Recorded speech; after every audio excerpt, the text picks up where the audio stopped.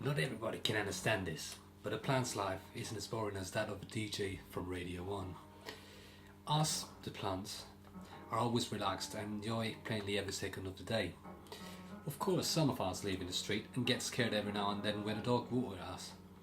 Some humans build houses over us without notice, but that doesn't happen as often as most people think. Once we've had a photosynthesis, we feel as good as new.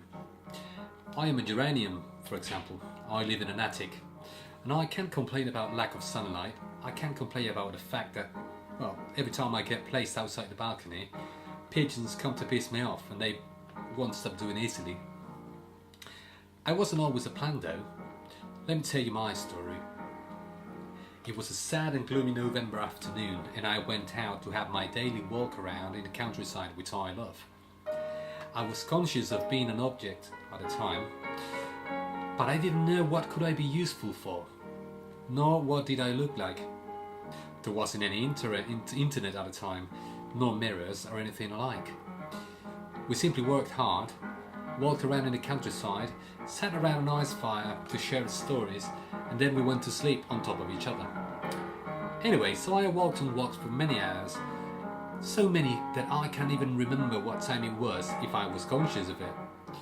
I found a nice prairie in a mound and I stopped around to do some push-ups to diminish my corporeal volume, and because it was free, so to say. After a while, I realized I had no arms nor legs, and I couldn't understand, I couldn't stand in a natural position because I ended up sliding, and so I fell over again and again. It was then when a blackbird laughed when he saw me and asked me what I was doing so clumsily. I told him I was trying to bend my body, and successfully. The blackbird told me it made no sense what I was doing, so he thought it might have been a better idea if I went rolling down a hill, that I would enjoy it and I would be something of my own nature. I simply tried. I went to the top of the hill, I went down rolling, I rolled and I rolled downhill till I went flying, and I fell over a big stone, just in front of a kid who looked rather sad alongside with his mum. "Mum, my ball heart's been bursted." "Oh, okay love, don't worry, leave it there and I'll buy you a new one tomorrow." That was the last time I've seen them. I've lived on my own from then on the stone. At times it felt so hot, at times it felt so cold, but hey, I was happy. Seeing the humans do their picnics, the pyromaniacs burning their woods, the kids playing and touching the balls, the birds tweeting every new sunrise, and so after 7 long minutes, I got nagged of being there and got desperately, honestly, desperate. I dreamt of being a different object with some utility, when suddenly another bird picked me up and brought me flying till he let me go, and so I fell in the center of a lake. When I touched the water, it was really, really cold. It definitely felt cold. And the best part is, I thought of images got reflected in the water. I could find out how did I look, but I looked at the water and all I could see was cigarette ends, cans of coke, wasted food, spittles, chewing gums, scars, corpses floating around. It wasn't going to be that easy. Even though I felt good and cool, I got into the water, and so I found I could swim very well.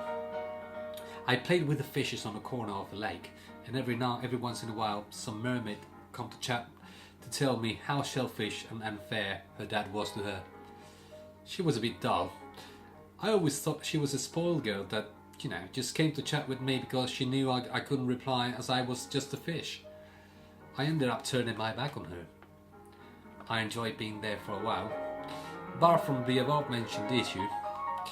Mainly the silly mermaid and the fact that I could never leave the water because I couldn't breathe outside.